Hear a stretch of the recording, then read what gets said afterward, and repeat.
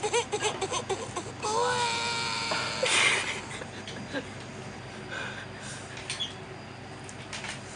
อเพชรแท้เนาะเว้ยเพชรวินเนาะโอเค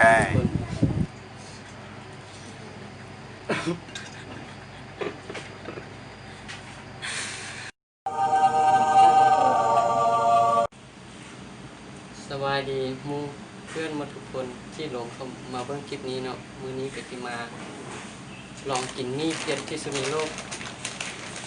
เห็นแต่คนอื่นเขากินแล้วก็ลองเอามากินด้วยเนาะรู้ว่าจะเผ็ดซ้ำใดเห็นเขาเขียนนี่ว่าน่ะความเผ็ด1 ล้านสกอร์วิวนะครับ1 ล้านสกอร์วิวนี่ถ้าจะเทียบความเผ็ดที่เขาเคยรู้จักกันก็ประมาณเผ็ดกว่าพริกขี้หนู20 เท่านะตามที่ได้เข้าไปค้นหาอยู่ใน Google เนาะเขาเอาแบบนั้นมากับบัวที่เผ็ดซ้ำใดเดี๋ยวนี้จะไปลองไปต้มลองไปกินกันเบิ่งเนาะก่อนอื่นจะ200 years later เราก็ได้เดี๋ยวนี้เราก็ได้ต้มเส้นมาแล้วเนาะนี่จะใส่เครื่องปรุงของมันนี่น้ำเจียวเนี่ยเราก็จะโรยใส่หน่อย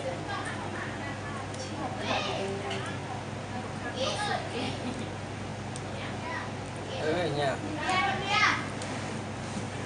ก็ได้กินแล้ว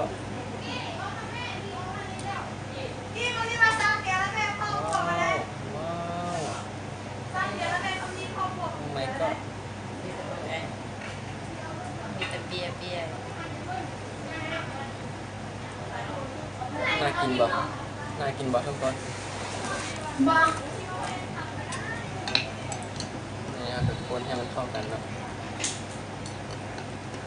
ต้องกินเผ็ดยัง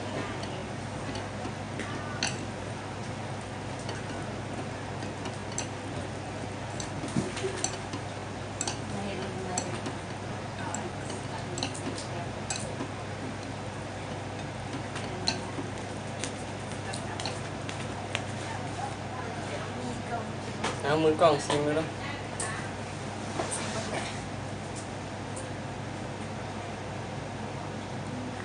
กินบ่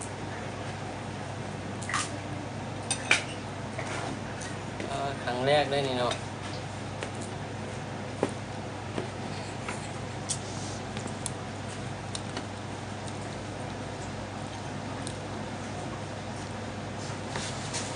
รสชาติมันจะออกเค็มเผ็ดเลยเนาะมีเผ็ด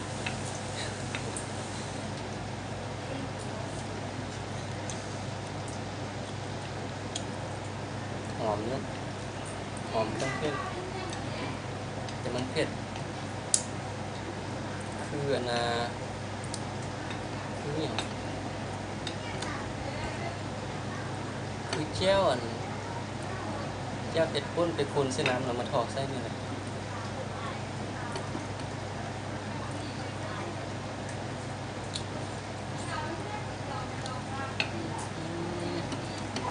เผ็ดจับจะกินมันเลย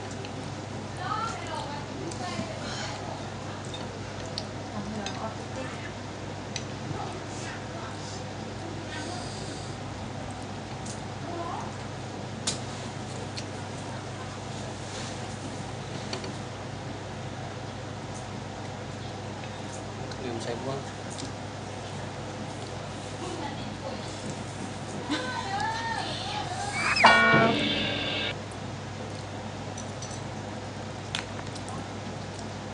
เส้นมันแซ่บเลยมึกนับเผ็ดมันกินข้าวครับไอ้มาซื้อปืน เผ็ ไม่ ดจ บ น อก ก็แซ่บเลย เพี้ยนอ่ะคุณน้อยหมดเลย มีความของเครื่องเทศข้างในของมัน โอ้ยจะได้ซื้อปืนใหม่เองละซื้อเบอร์2 หัวแล้วก็ เบื้องนี้มีคนพ่นไปนะ เริ่มน้ ความเผ็ดของมัน ซื้อซิปบัวแต่กูมาหมดแล้วคุณ กินวันเย็น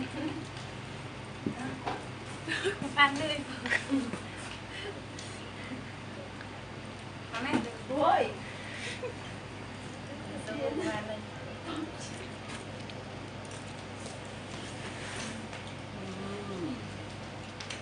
ครับเผ็ด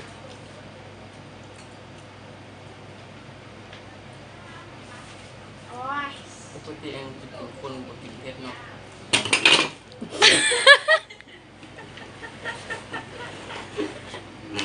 ลงจะให้มา เกือบจะไม่ได้กิน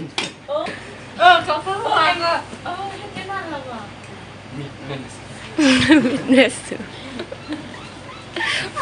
สิบขาดคิดเหรอ ยังไม่เดียวเนาะ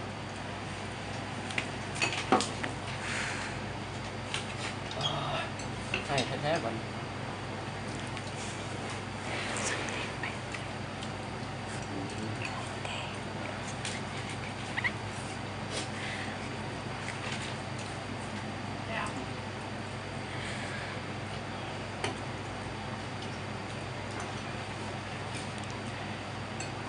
ที่เกือบไม่ได้กินแล้ว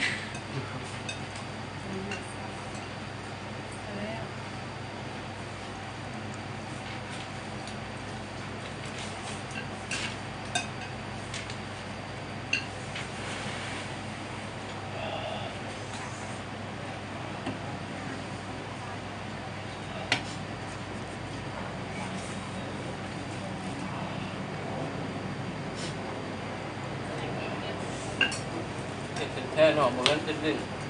นี่ที่เป็นที่ตัวเองก็สมคำล่ำลือ